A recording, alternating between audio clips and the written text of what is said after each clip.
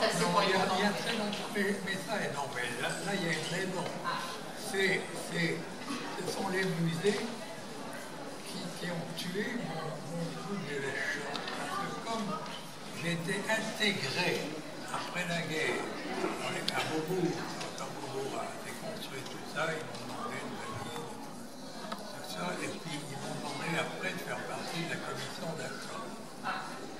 Plus jamais, je suis rentré dans une galerie de tableaux, j'ai acheté un tableau, c'était fini. Ça fait, comprenez-le, j'ai resté 10 ans dans la commission d'achat. C'était le seul marquant d'avoir été choisi.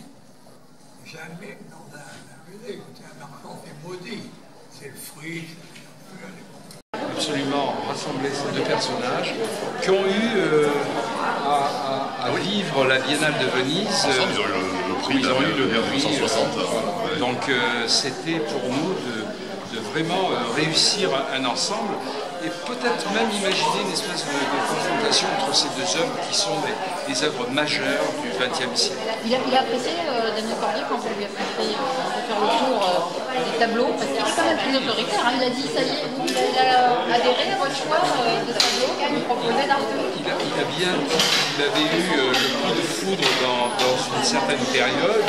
Malheureusement, il voulait travailler avec Hartung. Qu'il a collectionné.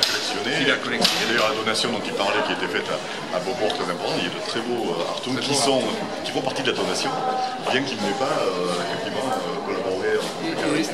On connaît l'âme allemande d'Hartung, qui est resté quand même très fidèle à la Galerie de France à l'époque, et qui n'a pas peut-être pu avoir un contrat avec Daniel Cordier du temps où il avait sa grande galerie à Paris.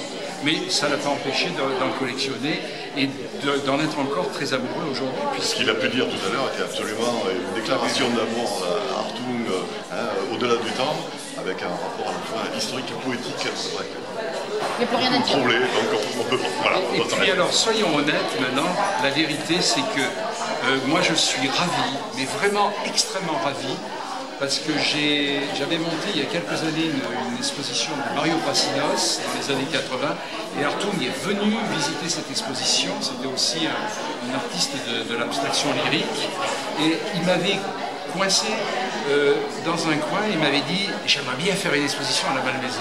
Voilà. Et je voulais vraiment depuis des années faire quelque chose avec Hartung, parce que pour moi c'est un passage obligé dans la peinture européenne. Le Tachi à défendre.